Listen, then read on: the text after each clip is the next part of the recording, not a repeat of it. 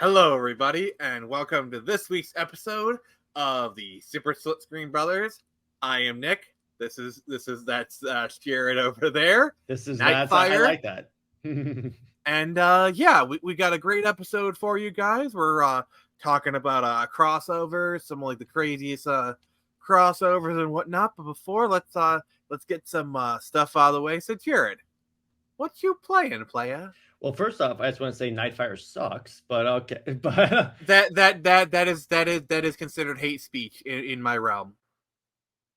Oh, Jared has left the building. Okay. So actually what I meant to do was this, but okay. But I have all the power on this. But so what I've been playing, I watched today Ruby Justice League. Speaking of crossovers, it was mid. Yep. We'll be getting into that in the main topic. Yeah, all I'm going to say is that it was very mid. But that's pretty much my assessment too. A little bit of spoiler alert there for you, but yeah. Yeah, and I played some Assassin's Creed Odyssey today. Kind of dipped my toe back in there. Just kind of some fun stuff. I've been reading. I finished reading Batman Zero Year from the new 52. Really digging that. I'm reading a little bit of the Garth Ennis Punisher run. God dang. That is brutal. Yeah, Garth Ennis has a certain flair. Remember, this is a guy that went on to write The Boys. And the comic of The Boys is infinite. As crazy as the show gets, you ain't seen nothing yet. Yeah, like, I gotta say, like, they hyped up Herogasm for like a full year. And when they got the episode, it was such a disappointment. Like, oh, it was so crazy. We ran out of like fake semen, and it's like, it's just Jensen Ackles was like he had to bleach his eyes. I'm like, that's it. Yeah, like they're talking like they hyped it up so bad, and it's just like, I've seen more raunchy stuff on network television. Yeah, I've seen more raunchy stuff on Game of Thrones. Well, you really like honestly, like you haven't seen Game of Thrones because like it gets really crazy. That's why I stopped watching Game of Thrones. I was like, no, I'm good. So anyway, but I also watched this fantastic video by Gameverse that Nick graciously sent me, which was the rise and fall of Halo Infinite, which is very fascinating. But I do like how they ended it where it's not too late for Halo Infinite. They can still turn it around. If they do that, that'll be like the biggest like magic trick 343 has ever done. I think Microsoft has realized the fans will not give Halo Infinite chances. Nice, but I don't know. We'll see. Watch. I think that we're gonna get an announcement at one point saying, "Oh yeah, split screen multiplayer is coming." That's coming. It's coming. If that comes in, there'll be a lot more positivity around the Halo thing. Yeah. So yeah, I did that. I watched the first Bayformers movie, which the first one is awesome. I gotta say, Arrival on Earth, and so first off, I need to preface this. I am a huge movie score fan. Movie scores, I am there. And I say this as a fan of movie scores. Arrival on Earth is legit in my top 10 favorite movie scores. Oh, it's in my top 5. But here's the thing of movie scorers is Junkie XL because of Zack Snyder, Hans Zimmer, and definitely Steve Jablonsky. But wait, not only that because of the score, the visual effects of them transforming and the robots themselves. And I watched this after watching Flash. All right, so I guess we're doing I guess you're getting 2 top 5s today. So, my top 5 movie composers, because like there's no way you're naming yours without me naming mine, are John Williams, Star Wars, Indiana Jones, Danny Elfman, Alan Silvestri, like he did like Back to the Future and a lot of. He did Avengers. Stuff. Yes. Alan Silvestri. Oh dear God, I guess that's my top 3. But I'm trying to think like which you other ones. Steal a Zimmer. You could steal a Zimmer or a Junkie. I haven't. Michael Giacchino. I think Giacchino is probably the closest we have to like a modern day John Williams. Mm-hmm. I think Michael Giacchino is really good. I think lastly I'll just say Hans Zimmer because like yeah I like Hans Zimmer but like he's not my favorite. I'm a big John Williams fan. Like I'm a huge John Williams fan Yeah, because John Star Williams Wars. has done like all of my favorite movies. He did Star Wars. His Harry Potter score is amazing. He did Hook. Like honestly, I just love his scores. Danny Elfman is another like oh my god, and then Alan Silvestri, you know, like Alan Silvestri is kind of like more a working man's like movie score person, but he's just really good. He's really good. Yeah. Actually, no. My last one is Goldsmith, Jerry Goldsmith. What did he do? He's more of an older school one. Like he did like a lot like the classic Star Trek. Okay. Jerry Goldsmith was basically like the rock star composer before John Williams. Yeah. I checked out of Star Trek the minute they announced they're going to have a musical episode. No, but Goldsmith is the guy who did. Okay, yeah. Like the one that you know. The good one. Yeah. So in addition to that, I also watched. You ever see this movie called? I think it's called Warm Hearts. It's a zombie movie. It sounds familiar. With Nicholas Hoult, he plays a zombie that slowly reverses and becomes human because he meets a hot girl. But anyway, so I watched that today, and it's been in terms of comics. I've just been enjoying stuff because I'm approaching my. It's also approaching my monthly trip to the store, so I got to think about what I need to fill in. Some good stuff that I recommend in like kind of like the horror TV show genre. Have you seen the British version of Being Human? I've never watched any version of Being Human. So Being Human is basically about a vampire. And we actually might cover this on Rewatch on my end, but like it's about a vampire, a werewolf, and a ghost living in a flat in Bristol. A lot of jokes start off like that. Well, they got to walk into a bar first. But like the really interesting thing about the show is it treats blood like heroin. Like they use he's on the wagon. Or you have other friends trying to get you back into the drugs. That's cool. Kind of thing. They basically treat it like they use all of like this like all the terminology, all of, like the phrasing of drug addictions, and it's really really interesting. Plus, it has one of the guys from The Hobbit in it. Mm-hmm. Fun fact: he actually left the show to do The Hobbit. Oh, cool. The other show I recommend to you is iZombie. I've heard of it. I haven't seen it. Yeah, I haven't seen it myself, but I know it's highly recommended. So, honestly, there's a lot of shows I can recommend to you, but yeah. But so myself, yeah, go ahead. I have been playing a little bit of No Man's Sky. I pretty much beat the game, but it's kind of just a nice game to exist in and just kind of to fart around in and do whatever. It's fun. Real quick, I'm downloading Starfield right now. Just wanted to announce that. If I had control of the drops, I would literally be playing Traitor. Do you have that? I don't want to have it. You don't have the Traitor drop, so that has no meaning. But I have No Man's Sky. You could have had the Zack Snyder one where he goes dweeb. Yeah, but the Traitor one is better. I just want to try it out, see if it's pretty good. All right. But you never tried out No Man's Sky, though. Yes, I did. You haven't tried it out with me. Okay, that's a good point. Like, I have all these bases. I have all these ships that I want to show you. I haven't gotten the chance to, dude. It's been a while.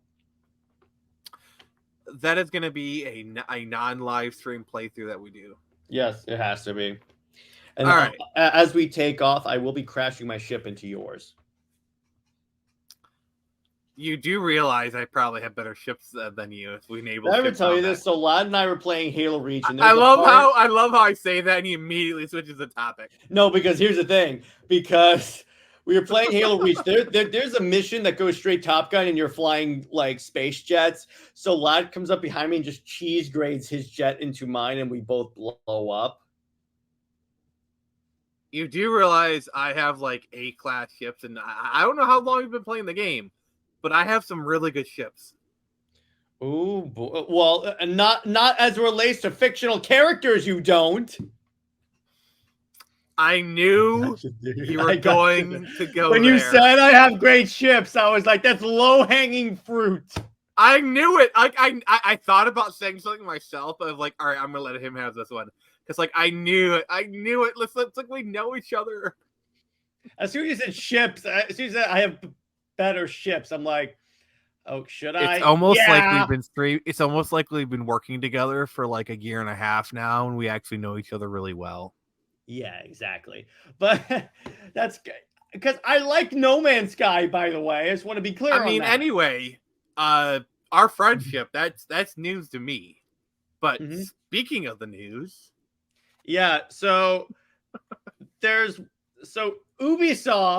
is determined to self-destruct their public image, it seems. Yes, so Ubisoft is the new EA confirmed. Oh yes, that's a better analogy. I was gonna say Ubisoft is the new 343, but that's a better analogy. Yeah, or MCU, but still. But so what we're talking about? Do you mind if I introduce it? Yeah. Ubisoft announces that if your account goes inactive for a certain amount of time period, you won't be able to play any of your games, even from the Steam store. See, that's just honestly that actually might be illegal. Because you purchase the items yourself. Okay. Technically, because here's the thing about digital. You're not buying the game. You're buying a license to play the game. That's all this is. And so I'm sure in their mind they're well on their way, but honestly, there's got to be some consumer protection stuff. Like, I'm sure it is, because here's the thing. I mean, all these companies are doing is they're testing the waters. Be like, okay, how far can we push things? How far? Oh, okay, we got our hand bitten. Let's just go an inch back. Like, you just got Ubisoft. I had to. Yeah, that's all these companies are doing. That's all everyone is doing. Is they're pushing enough to where like, oh, okay, we got outrage. Let's just wind it back. But then they slowly start creeping back in. That's all. Because you notice a lot of companies are starting to avoid the whole, oh yeah, we're gonna have like a battle pass and all that stuff. A lot of companies are very hesitant to announce that now. Yeah, because battle passes are like loot box. Like, you notice how no game has loot boxes anymore. But like, thank you, Battlefront 2. Like, doesn't Diablo 4 have, like, Diablo 4 is, I haven't like played Diablo 4. That's more of a Sammy question. I know Sammy likes it, but objectively, Diablo 4 is doing some really bad stuff for its community. Oh yeah, she's that's a whole nother topic. That's a whole nother. She's called them out on Twitter too. Love you, Sammy. But anyway, I love you, my queen. But yeah, I mean, the thing is, and by the way, this is just gonna be us approaching it from a high level, because we're gonna talk about this more on Friday. I have a feeling. Yeah, definitely. This is definitely gonna be the Friday Night Frenzy topic. You know, like game companies, and honestly, I was gonna do emulation, but like this topic actually like it fits perfectly into that. So like emulation is gonna be a part of it. You can talk about game companies doing anti-consumer stuff, and there you go. Yes. So Friday night, well, there you go. Friday Night Frenzy. The topic has been confirmed. Yeah. So I think before we start going really deep into it, let's transition to our main topic. So let's cross over. Yeah, we're talking about the craziest crossovers of all time. See, it's almost like I was trying to engineer a segue. What are we, a kind of segue squad? Thank you. So we're going to talk about our favorite we're just going to talk about crazy crossovers, not necessarily our favorites. There's the reason why I say just not like the absolute bat crap insane ones, like the ones where you, like, for example, the thing that spurred this on is Justice League versus Godzilla. and King Kong that you gotta. And the variant cover is Batman in a giant mech punching Godzilla. God, I love being alive. Oh my, that is the coolest image. I'm gonna pull it up because that is the coolest image I have ever seen. For anyone who says the current era we live in is crap, I say, frick you, look at this. Yeah, exactly. What a time to be alive where Maybe Batman versus, is punching Godzilla. What a time to be alive. And the I think it's a Jim Lee variant.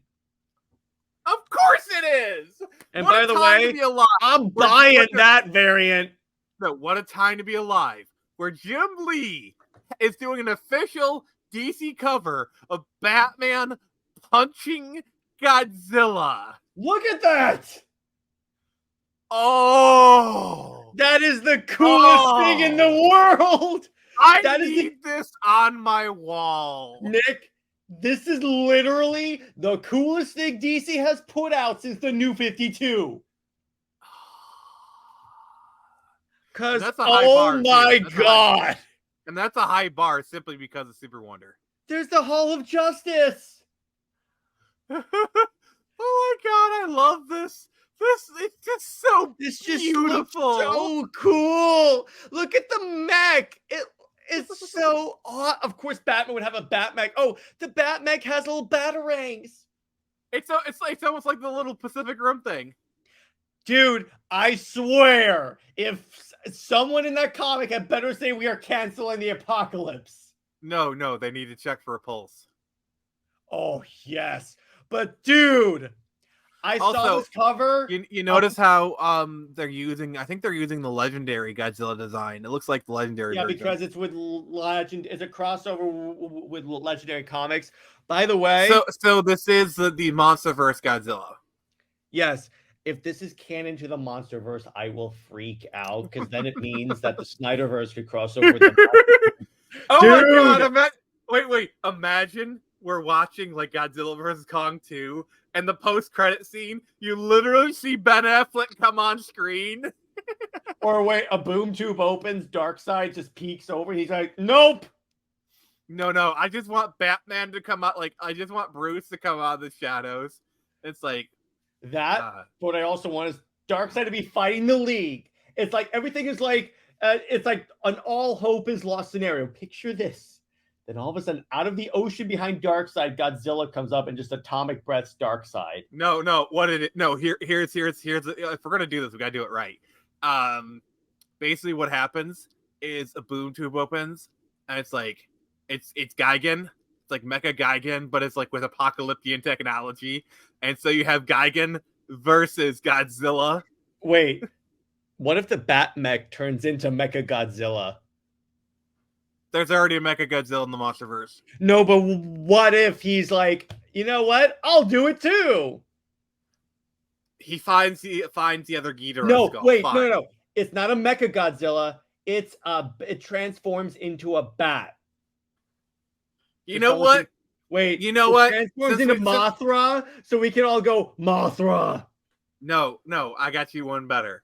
So since we have lost touch with reality and like everything's on the table, like this fight happens, like a boom tube opens, then all of a sudden here, do, and then Gypsy Danger drops in. That's when you hear we are canceling the apocalypse. Oh my! Like, hey. But I had to bring that up because I kid you not, I saw that 5 minutes before we started recording this. So I was like, "Oh, if we're doing crossovers, I gotta bring this up." Yeah, and Godzilla actually has been crossing over with a lot of things lately. Like, for example, you know that they did a Power Rangers versus Godzilla crossover. Well, that makes sense. By the way, there's another cover that I'm gonna bring up that actually has more of the entire Justice League. So I'm gonna bring that up. Hang on. That Batmech looks dope. Yeah. Oh dear God! Look at Green Lantern fight.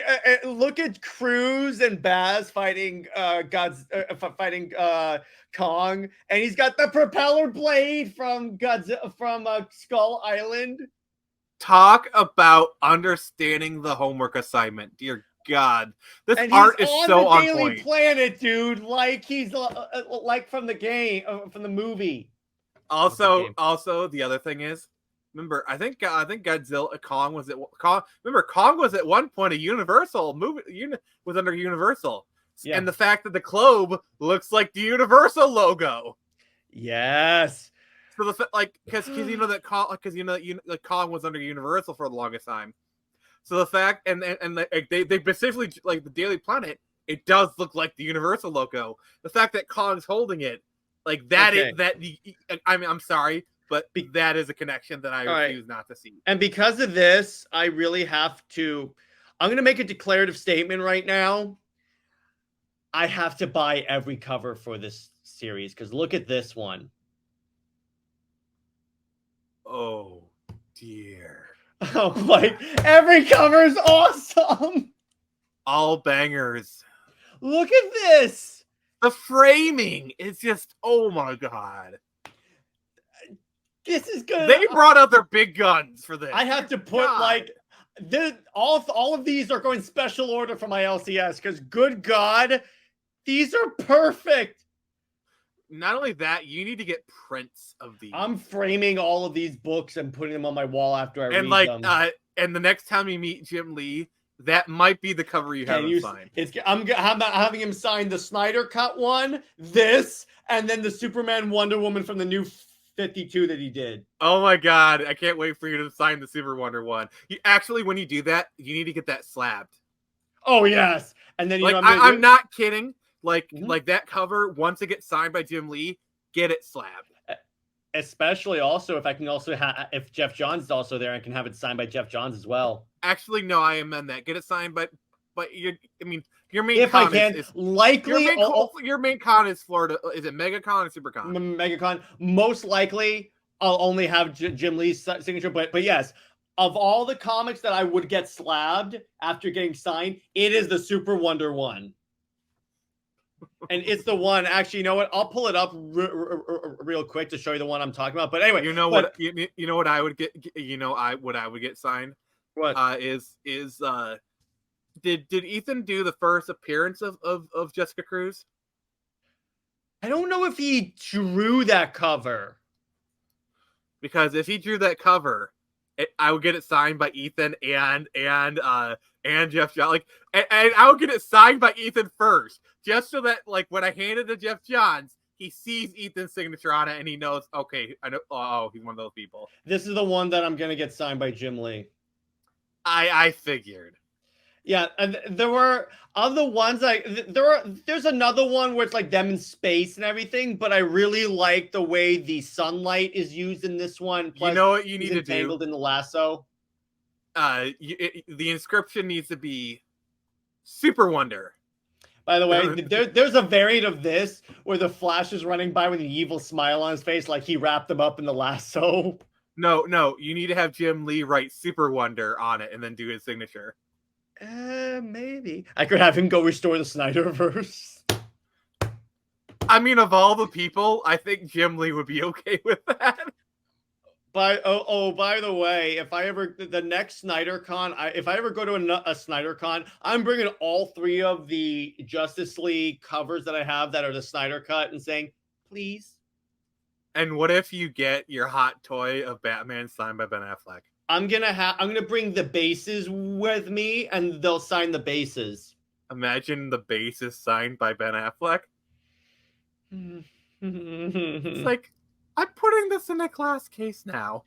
Yeah, I'm not touching this for a while. But back to crossovers. So, I'm sorry, we had to because here's the thing: when you see this is the way comic book discussions used to be. When you see something badass and you're like, what about this? What about this? What about this? Yeah, I'm definitely a proponent of enthusiasm and all that stuff. So yeah, I don't mind kind of going off. I'm sorry. If of all the things to go off topic for, gotcha. that works.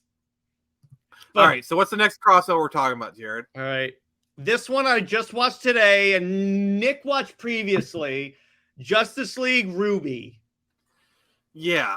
I think you said it was like mid. I would agree with This that. is coming from someone that has seen Ruby as I watched up to like season 5 of Ruby, I think. Yeah, and if you've seen like up to season at least season 3 or 4, you'll pretty much have a clue of what's going on because they even bring back the old designs, which that was interesting. I was pissed off when they brought back Pyrrha only for it to be an illusion. I'm like, I hate you, Rooster Teeth, right now. Broke my heart. Hate Rooster for that. I was like, that gets an automatic. That went from let's say a 7 to a 6 right there. Because I'm like, yeah, because I would say Arcanos is probably probably the only Ruby ship that I was actually like somewhat invested in. Plus, she looks a lot like Wonder Woman too. So, but so here's the thing. I know she's Captain Canada. There's a logical inconsistency in this movie, by the way. Superman lands, and when he first starts off, he's in the sun. He can't use his powers, and then later on, he's fine. He's using his powers. But remember, this is a virtual reality, so the rules don't necessarily And it's apply. also like semblance. And I'm like, I hate this. I did like their. Wait, I will say this.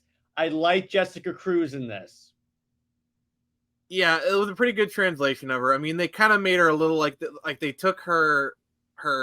You can really tell like which characteristics the writers understood and were comfortable with writing versus the ones they weren't.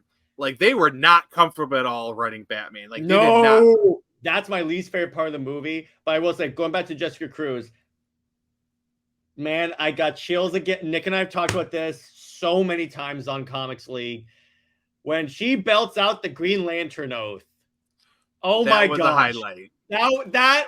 That offsets the Pyrrha moment and gives it an extra point because I can't give it anything less than a 7 for that, because that was also a good rendition of the Lantern Oath. That's her overcoming her fear. I'm like, yeah, that's dope. Flash was just kind of blah. Like I hated his character design. Yeah, but like personality wise, he's like okay. He's like it's just like it's like the bare minimum of Flash. Wonder Woman was okay. Speaking like of a lot Super of Wonder, the nice hug she gave Superman. I had to, did you, when you saw that scene, were you really going to say, oh, Jared's not going to comment on that? My friend Britt sent me that scene. My first thought is, oh, great. Jared's going to bring this up. Britt showed me that before I watched the movie. She was like, oh, you got to see this. And I was like, thank you. That brings it to an 8. I'm steadily increasing my score because of all these things. Actually, you know what? It stays at a 7 because of Batman, because I freaking hate how Batman's like, oh, I love having powers. Jared, so much good if here. Superman and Wonder Woman had actually kissed in this movie, it would have been a 10. It would have been an 11. It would have been an 11. They could straight up kill Batman for all I care, and I would have still given it an 11. Oh, I will say, of all the characters that fits in Ruby, Vixen fits in Ruby. Yeah. I mean, they made her a faunus, which, like, okay, yeah. Which sure. I'm like, that works. And I wasn't digging Cyborg's design. Yeah. His characterization was fine. Like, I don't mind his characterization. He was pretty on point. By the way, they did show a teaser image of part 2, which they're going to the DC universe this time, and they bring in like Black Canary. So the Justice League are adults now. Yeah, it'll be interesting to see like the Ruby characters in the DC universe. Like that I have the first issue of the comic they're doing, and it's okay, but see, here's my problem with this movie. Is Batman is the example, because Batman was because their whole idea of making the Justice League teenagers is because it's supposed to bring back their old insecurities. Batman was never that. As far as I know, from what I've read, Batman was not that. He was not like, I wish I had powers and everything. No, that is not Batman. No, I mean, he might have been conflicted over his mission. And the Batman line about the rich always exploiting people, I'm just like, oh, that's Rooster Teeth. They couldn't help themselves. They couldn't. I'm sorry. That's why I stopped watching anything Rooster Teeth, because it became all that. So I'm like, okay, I'm done. Yeah. The thing that I'm kind of concerned about is when they do the animated part 2, they're just gonna like take the designs and like they put them in the DC universe, and like the movie itself showed, like when they showed the DC universe, they had completely different designs. No, they're gonna have the Justice League, at least are gonna have the Justice League design, so they're not staying as kids. All I ask is Warner Brothers Animation handles this one. Like, I want to see the Ruby characters in 2D. No, it's still the Ruby animation from what I can see by the teaser image. I want that too, but I'm like, no. Like, have you watched Ruby Ice Queendom? No, but is that the more anime one? Well, it actually is anime. It's made by an animation studio. Okay. Yeah, I watched like a little bit of the first episode. It was okay. They kind of just redid the first episode to a degree, and then they kind of fast forwarded through a lot of the stuff. So I'm like, I need to give it a second. I'd probably give it a second shot at some point, but for right now, I'm like, I will say the designs for like Wonder Woman are. I like the Wonder Woman design in this, and Nick, you gotta admit it's better than this one. What the hell? That's the comic one. The hell? Actually, you know what? I'm gonna pull up the designs for the comic designs. That looks like Neil Gaiman redesigned Wonder Woman for the Sandman. All right.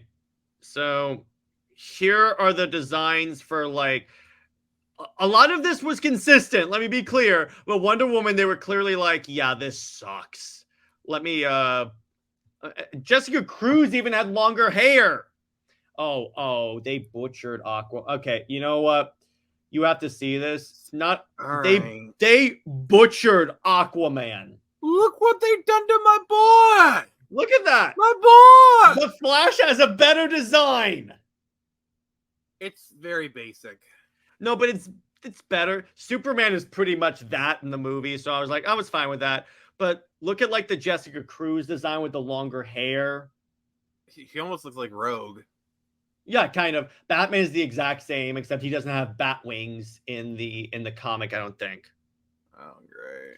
But I'm just like, I liked Cruz's design though. I was like, okay, that's pretty cool. For what it was, yeah, it was fine. For what it was, but my problem with the Ruby Justice League crossover when it was announced, the minute they show, the reason I bring those up, the minute they showed me those designs, I was like, I'm not reading the comic. Yeah. I don't want to look at that. I don't want to look at my beloved Justice Leaguers looking like that. And then you watch the animation, and like that one scene with Batman comes up, and it's like, these people do not get Batman. I will say the funniest part was when Batman's trying to fly, and he goes, "How does Clark do this?" Okay, that was cute. That was fine. That was pretty good. So I'm like, okay. Can we move on to something else, please? Because like, the point is, in terms of score, I got to give it like a 7 out of 10. Actually, no, maybe a little bit of a 6 because of how they treated Batman. 6.5 for me. Even that Super Wonder hug can't save this. All right, now we talked about Godzilla Justice League. It's a good thing we started off with was probably the best one right now. Yeah, that discussion just kind of killed a lot of Then let's hype me up again. Let's do Batman Predator. Or just a lot of the Predator crossover. A lot of the Predator and Alien crossover. The Predator Alien the original crazy crossover. Yeah, because have you read the Green Lantern Alien crossover? No, that sounds cool. They did. All right, so what happens is they even brought in Emerald. Canon to this universe is Emerald Twilight. I say this because the first scene, do you mind if I spoil it?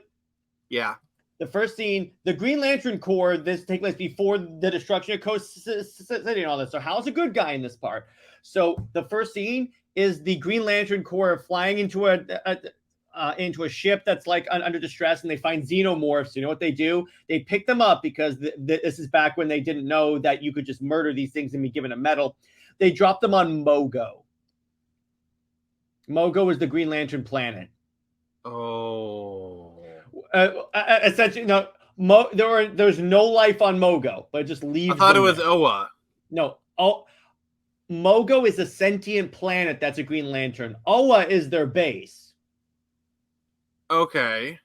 By the way, for fun fact, the way that it works is that when a new lantern is when there's a free ring, in other words, when they're ready to replenish the ranks, Mogo is the one who directs the rings to where they need to go.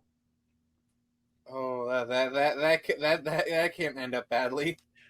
It did. They had to in Sinestro Corps War. That's why the Sinestro Corps tried to like take out Mogo because they're like, we take them out, we can just wipe out the lanterns. But anyway, so they leave. Then Emerald Twilight happens. Hal's a bad guy, and the Green Lantern Corps is destroyed. Kyle is coincidentally also drawing art for a video game box that's like an alien invading video game box. So that's foreshadowing. Then a bunch of former Lanterns show up and go, hey, you need to help us out because we screwed up and something crashed on Mogo. So we need you to come help us out. So they go, and it turns out, so you also have Kyle's ring gets knocked off. So he doesn't even have the protection of the Lantern Ring. He's going against Xenomorphs. And what happens is the whole time there's this hot girl that he saves and he keeps hitting on. Turns out she's an android. Of course. And she basically goes, you have to take these guys out because they're the one thing you can take the no-kill rule away. So, and what I think is a great moment, Kyle belts up the Lantern Oath and takes out the aliens and flies away, and it's done. It's super dope. I may have like downplayed a little bit with my discussion. Comic Pop has a great video where they go through it. Is there any face hugging? Yes. And in fact, what's cool is one of the lanterns has a chest burst moment. And it goes through the O part of the lantern. Oh my. Yes, I'll send you the link to that back issues. I love that. Compare that to the crapshoot that was Justice League versus Predators, where the Predators are not like a hunting alien race or anything like that.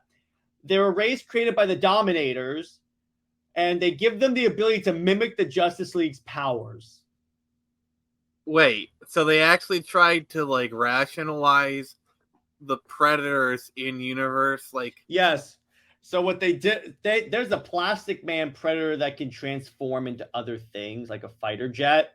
I'm sorry, but like that totally like misses the point of the Predators, because like they're supposed to be like, okay, so the whole reason why Alien versus Predator works is the Predators, comics, not in the movies, or just the whole concept in general. Yeah, is Predators are the ultimate like hunters. The Xenomorphs are the ultimate prey. Mm-hmm. Okay, it's like the ultimate versus ultimate. That is the whole point. Xenomorph is literally the most dangerous game, you know, and like the Predators are kind of like this proud hunter race, you know. They have like clans and like they have like this great history going back thousands of years. Question: have you seen Prey, the movie Prey? Oh, hell yes! We even reviewed it on the channel. It's so good. I think I was there for that review. You were there, so sorry. I'm making that. I'm sorry, real quick. I'm making that a movie night. That's gonna be one of my picks. We still need to see a Predator in Japan. Oh hell yeah! I mean, the plot literally writes itself. Let's say you have a samurai and his master is killed by a xenomorph, and so now like the Predator is trying to hunt him, but like the Ronin, like he's now a Ronin now. He himself is also trying to hunt the samurai. Like the story writes itself. Here's a story for you right there. A Spartan from Thermopylae fights a Predator. This is Sparta. I'm sorry. That movie has to be directed by Zack Snyder. No, even better. It's a prequel to 300. And That's it is no wait. The it story. is Gerard Butler's Yes, Spartan dude. You versus know how in the Predator. beginning of 300 where he's fighting a wolf? No, he was actually fighting a predator. That's what people told. That's what they changed the story. But anyway, so there was. By the way, this movie is directed by Zack Snyder. Oh yes, but yeah, they tried to rationalize it. It was really dumb. But compare that with Batman Predator, the first one. That's basically Predator 2, but with Batman. I've only read the first one, and yeah, it's really good. It's really good. Also, really good. That's where you get the meme of Alfred with a shotgun. That's where that comes from. Also, was really funny. There was an thing. I am a full service Nick, butler, sir. I'm going to tell you a story, and tell me if this isn't awesome. Superman gets face hugged. We're screwed. And wait, it's hilarious. The chest burster tries to burst out of Superman's chest, but it can't because he's the Man of Steel. So it dies, and Superman just burps like he has indigestion. We almost had a cryptomorph, and thank God. But here's the thing, though. It is established in alien lore that the thing is smart enough to find another way out. It would just come out of his throat. That's happened before, by the way. In the game Aliens vs. Predator. Also, the thing is, a xenomorph takes on aspects like like a lot of the capabilities of what it chest burst out of. Yeah, like, so when you think about it, like when I said cryptomorph, that would be the name of it. Like for example, if it fakes hugs a predator, it's a predator. Wait.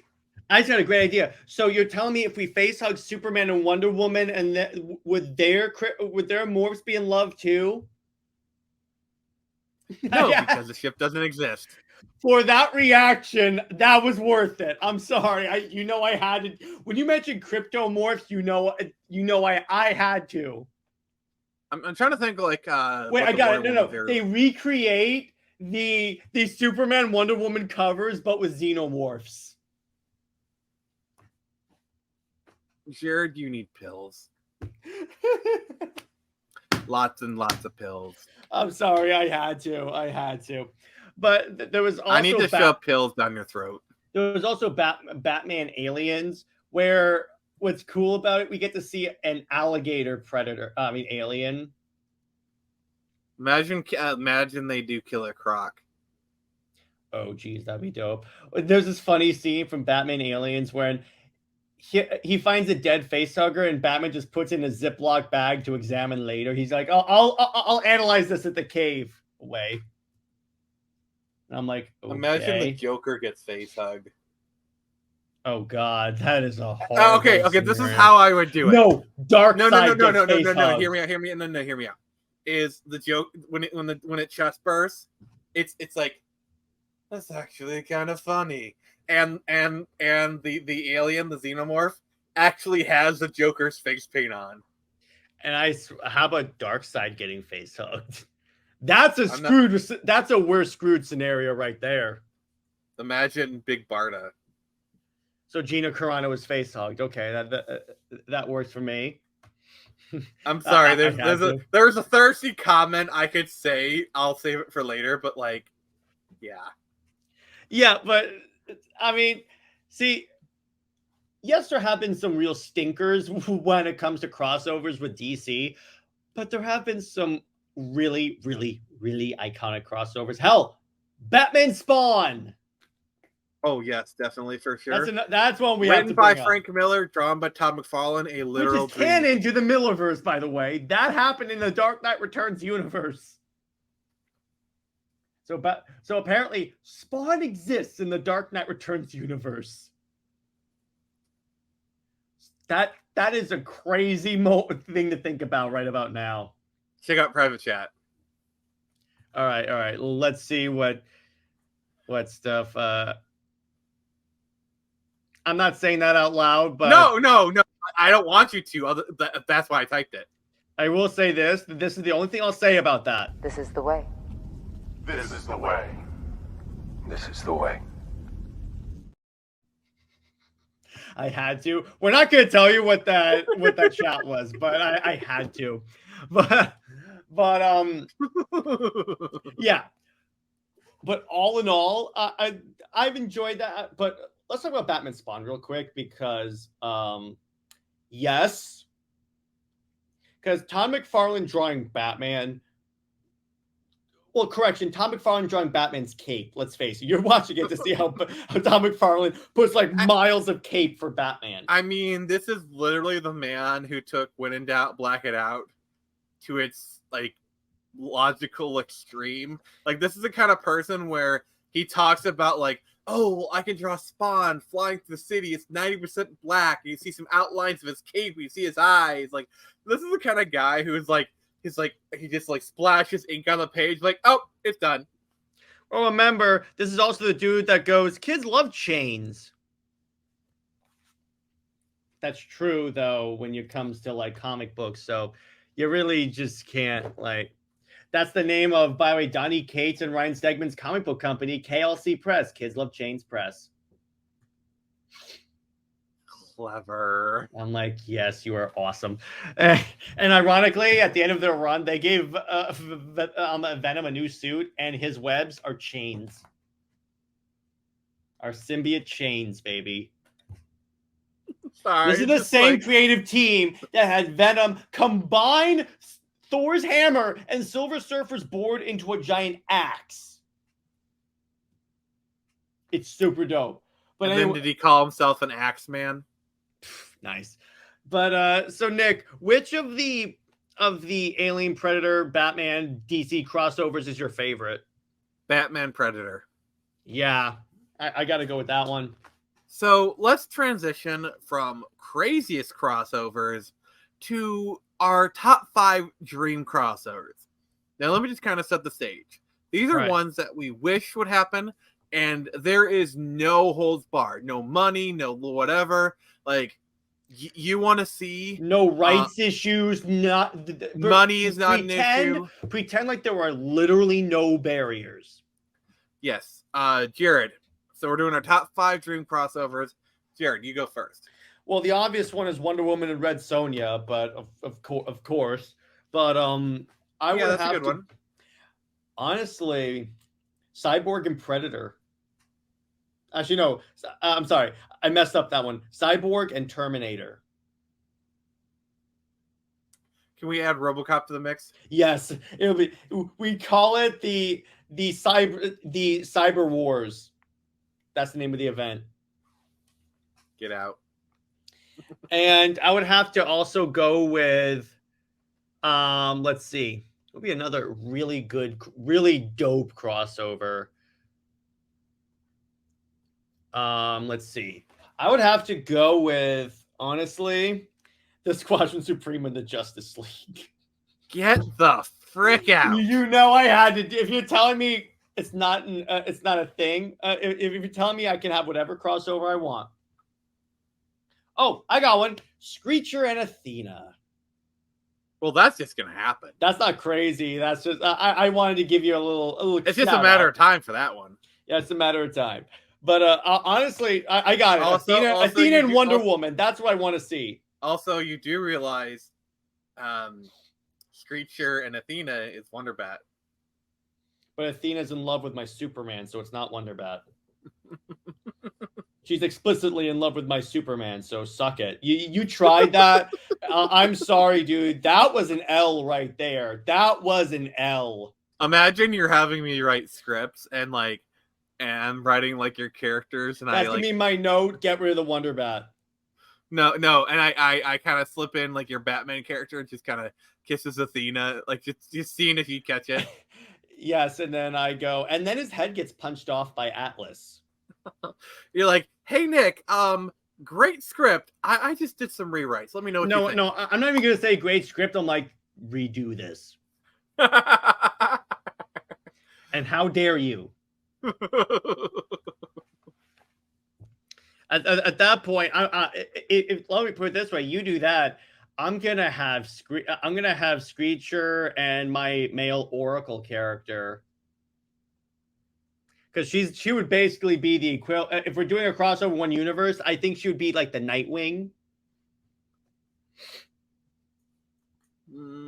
I really just, yeah. See, dude, I can play this game too.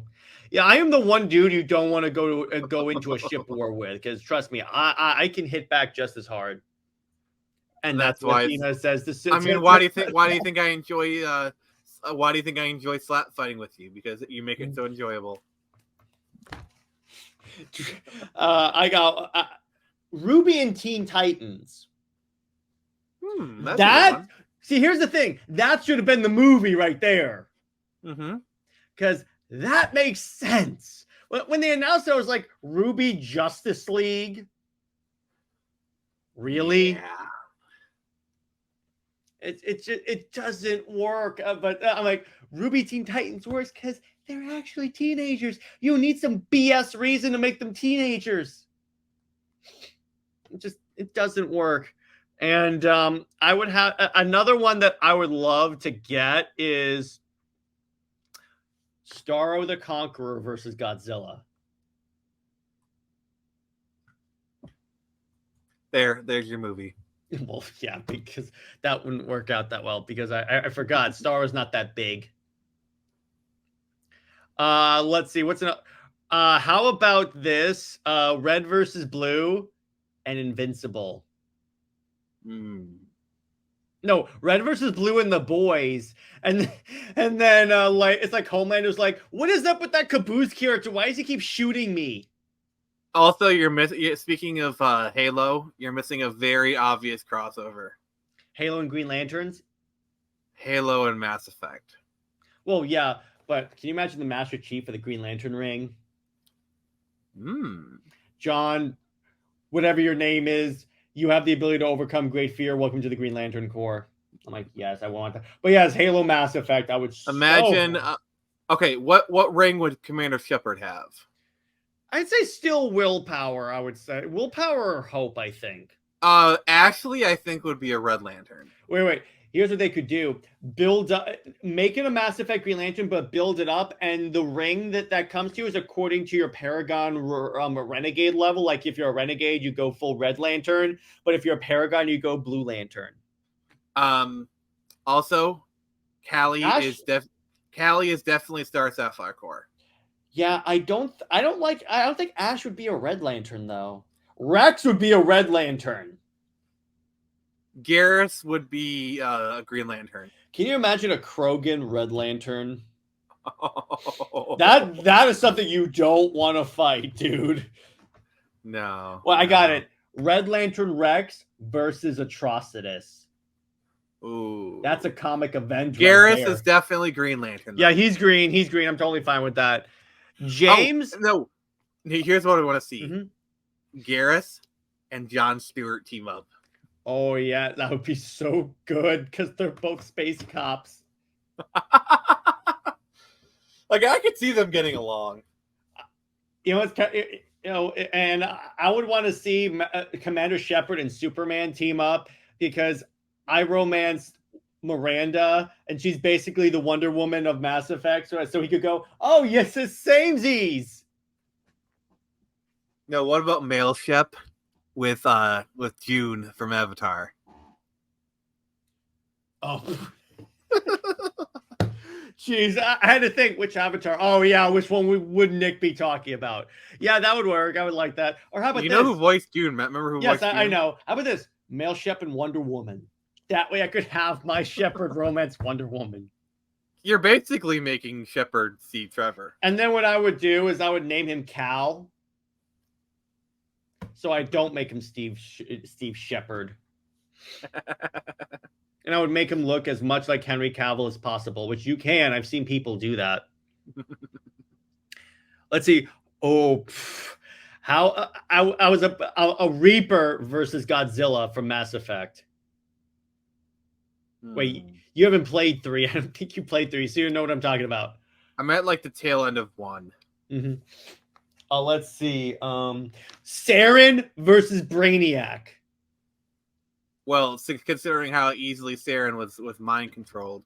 I'm trying to see what would be a really dope Mass Effect crossover that's not Green Lantern. Well, Green Lantern is the obvious one. And obviously Halo is the other obvious one. Yeah. Ruby. Because that's what they would come up with. Ruby Mass Effect. Mass Effect versus Warhammer 40K. Okay, I need to. If any of you that watch these streams are fan artists, can you please put Commander Shepard in like Space Marine armor with the N7 on it? You know that you can commission that, right? I'm like, please do this for fun. We will shout you out. Yeah. But let's. What would okay? be... Here's my dream team up. Okay. All right. Garrus, John Stewart, and the Question. That works. And I can't believe we missed this one for Mass Effect. Power Rangers in space. No, actually, Power Rangers in Lost Galaxy and Mass Effect. Actually, yeah, that works a lot better. Because Power Rangers in Space was a space station. By the way, I love where it was a ship. By the way, I love where people call the suits in Galaxy. Actually, no, Lost Galaxy was Terra Venture, was a space station. Yeah, you said in space was the space station. Oh, okay, whatever, never mind. But I love how people call the Lost Galaxy suits the Charlie Brown suits because of the chest part. Oh dear God, that is great. That is great. I love that. So what would you want to cross over Mighty Morphin with? Let's put this one addendum that hasn't been done, because obviously Godzilla. Okay. Wes, Jen from Time Force, Green Lantern. Yes. Actually, no. Jen meets Carol Ferris. What's the time? Rip Hunter. Oh, that. Wait, I got it. Legends of Tomorrow, Time Force.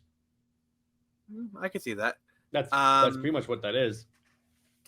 I'm trying to think here, like I'm kind of casting my mind. All right, I got another Ruby one that they should have thought of. X-Men Ruby. No. I had dude, I have the perfect one. Hero from Turn Samurai and Ponder Samurai. Well, that's obvious. Basically, you give Kiro a Samuraizer. Would he be a Red Ranger? He'd be an Orange Ranger. He had the power of Earth. Okay, so that's how that works. I never watched all of that show. Well, Kiro's color is orange, so that's what that's what would happen. Okay, that works. Trying to think here. I got a really crazy crossover. This would never happen. It probably would never work. But you know what? I'm going to do it. Comics League and the Phoenix Press.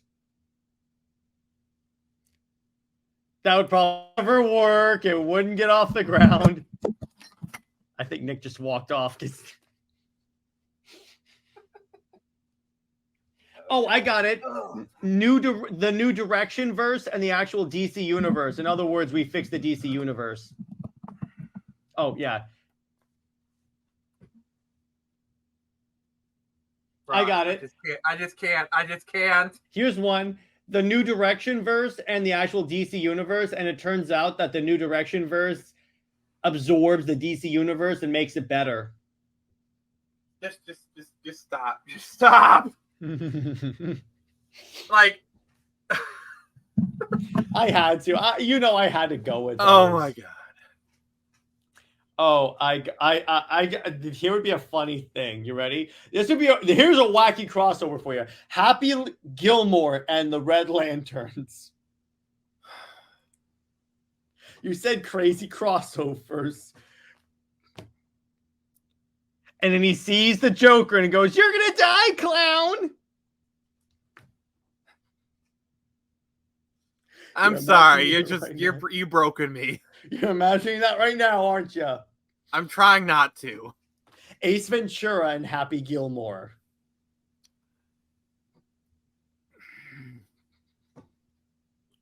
I had to. Nick's reactions to these are priceless. I just cannot stop. Please do. Let's see. What's another really funny one? Let's see. What lantern ring would Ace Ventura get? I'd say orange, because that's the craziest one. He's not really greedy.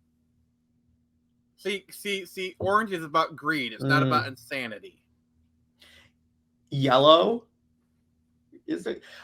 Because he inspires fear in other people because they're like, what's this guy going to do next? I mean, honestly, he overcomes fear, because he's a detective. All right, green. All right, green. It's the closest, honestly. Oh, Jaws gets a Jaws the shark gets a Red Lantern ring. All right, so we have officially reached insanity. Nick. Thank you, everyone, for coming here. Nick, one more. Jaws and the Meg. You can call it everyone. Rise. Thank you for Rise watching. of Shark Justice. All right, thank you, everyone, for watching. Oh, bring in Kill Shark. Bring in King Shark. I can only show you the door. You're the one that has to walk through it. All right, and we'll end it there. That was a great ending. I hate you so fucking much. That was a fantastic ending. Wait, I'll stop the recording real quick.